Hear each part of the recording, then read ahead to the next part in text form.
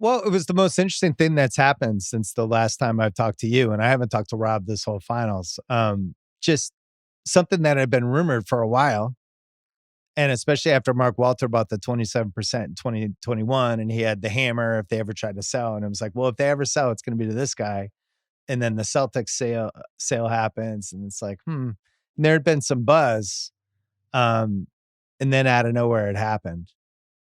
And I'm not positive it was out of nowhere because there had been some rumblings, but given the fact that he had the big stake already, and then the Buss family kept 18%, so he only had to buy another 48% to get that majority stake. So he slapped on the $4.8 billion. It seems like it's 10, but it's half that. It's still like a crazy amount of money for a team that doesn't own an arena. And I had the same reaction with the Celtics. Like, even though I knew the number was going to be the number, I'm still like kind of staggered. They have a lease that goes through Staples Center until 2041. I think the rest of the league, and you're already seeing stuff that being mentioned and written about, the Lakers notoriously really frugal for a team that was the signature franchise in the league. There were millions of stories. They are but a mom and pop franchise, Bill. Yeah. They're being run like the local drugstore in Pasadena. And meanwhile, they're the biggest drugstore in America.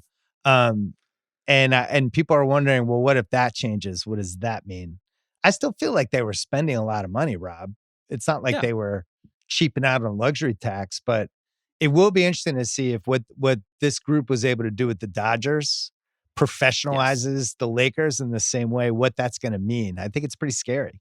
Yeah, I think they're spending a lot of money, and then there's caution to the wind level money. There is, we're just going to try to blow this thing over the top. And that can get you, as the Phoenix Suns can attest, into some really deep water sometimes, take you to some really dark places as a franchise.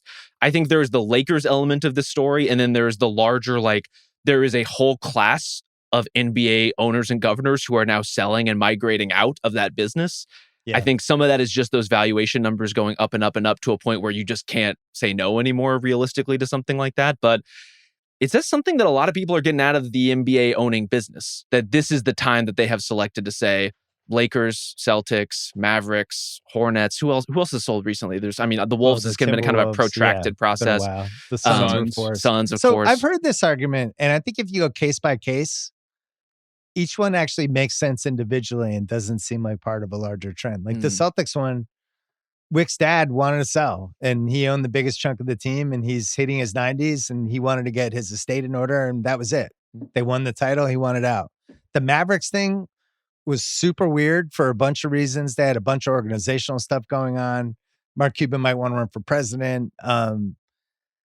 I don't know if that was, and I want to get ahead of this whole media rights thing. This is the perfect time. I actually think he probably would have been better off holding on for a year or two more. Timberwolves thing, the guy regretted it the moment he agreed to the deal. He was trying to get out of it for 3 years. Yeah. The Suns, they made Sarver sell. So this is the first one where I guess Portland's in that group too, although that's been another kind of long gestating process. Yeah, that was like a family. The guy died and left it to the family. I think when you have a lot of siblings and a family and siblings getting older and they start thinking about the estate tax stuff, I think it does change. Like they look at him like, hey, we can cash in now. We split all the money and there's ways to do it. But this episode is presented by State Farm. It's no secret that great teams need great teammates. I've been saying this for years. And when it comes to insurance, State Farm is there to help you find the right coverage for your home, car, and more. Whether you need an in-person or a digital assist, they're ready when life hits you with a full court press. Get a game plan that helps fit your life. Talk to State Farm today. State Farm with the assist. Coverage options are selected by the customer. Availability and eligibility vary by state.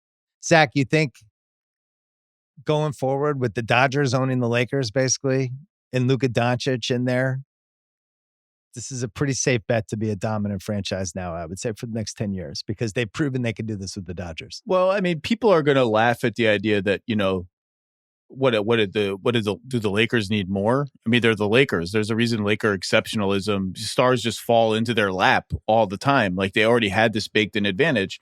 And if the NBA is not baseball, you can't spend on payroll infinitely. Right. There's a cap and a hardish cap, and it's not baseball. But you can spend on all the other stuff, which is like something Ballmer's doing. So right that's now. the point. That's the point is all of this stuff that the Lakers have not spent on commensurate with their place in the market, whether it's analytics, scouting, video, all the fancy stuff.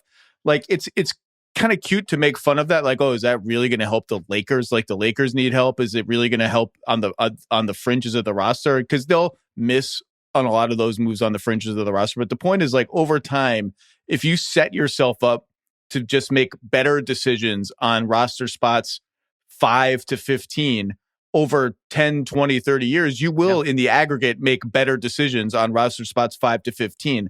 And that is where all the spending I think will matter. And I think it's super interesting. I just think the Buss family Game of Thrones thing is really interesting. I think the Buss, like Jerry Buss, obviously has been passed away for a while, but that class of owner is leaving. And you talked about people getting out of the NBA business. These prices are like, there's only so many people that can even get into the NBA business right now. Even to buy like 5% of these teams is an enormous amount of money. And it just is going to open the door for like, what kind of funds are going to get more involved? Are we moving more in that direction? Because we're just running. You can only go to Larry Ellison so many times and be like, hey, you want $8 billion? You want a team? Like, there's just not many of those like people. Yeah, and it seemed. Oh, go ahead, Rob. I was going to say, it feels telling, like the Lakers are in their own class, as we've decided or discussed in terms of what their appeal is to players and what their place is in the league. Like they're a unique case. But we're coming off a week in which Desmond Bane showed up at the practice facility in Orlando and was like, this isn't what it's like in Memphis.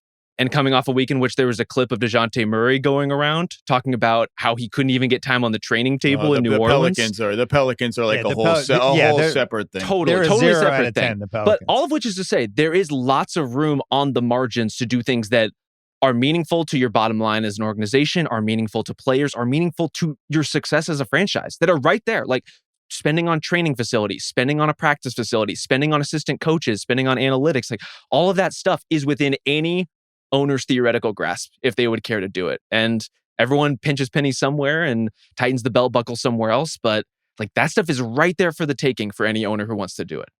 Yeah. And I think I feel comfortable saying this. I think they succeeded the last 20 years despite the ownership situation, the Lakers.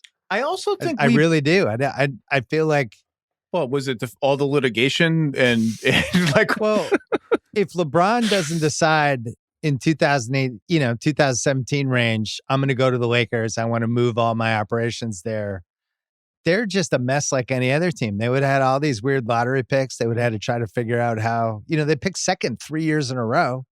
Then they traded all the rest of their picks for Anthony Davis. Like, I feel like they succeeded despite the ownership situation. Now, granted, they just made one of the best trades in the history of professional sports, so you can't criticize it too much. But I'm just saying, like, what the Dodgers have done and what that ownership group has done for that team, if they can figure out how to do something similar in basketball and the same kind of advantages, Zach, I just feel like this is going to be different. A couple of things on what you just said. I think because LeBron went there and then LeBron's agents basically got Anthony Davis to join him there. Yes. The whole 5 or 6 straight years when they were out of the playoffs and a total disaster and the Nick Young, D'Angelo Russell thing happened and all of that. The Kobe extension. That was a long time. That was like a Charlotte Hornets, Sacramento Kings stretch of what the hell is going on here? This is 27, 35 win seasons. And there was no guarantee it would end. And then LeBron came and then AD came. And to my earlier point, they got one. And that's a big deal to get one. They got one. And now they've been handed this life raft to the post-LeBron era in Luka. But they're going to have to. It's not the West is no joke. It's not like they're guaranteed a title in the next 5 years just because they got Luka. They're going to have to work to get it. This episode is brought to you by HubSpot. Growing a business, it can feel impossible, but HubSpot's customer platform, I promise, can help you. It's powered by a suite of AI tools called Breeze, so you can generate more leads, close more deals, and scale your service fast. With Breeze agents handling the busy work, customers are cutting sales cycles in half and saving hours on work each week. Best of all, you can see results in days, not months. Visit HubSpot.com/AI to learn more.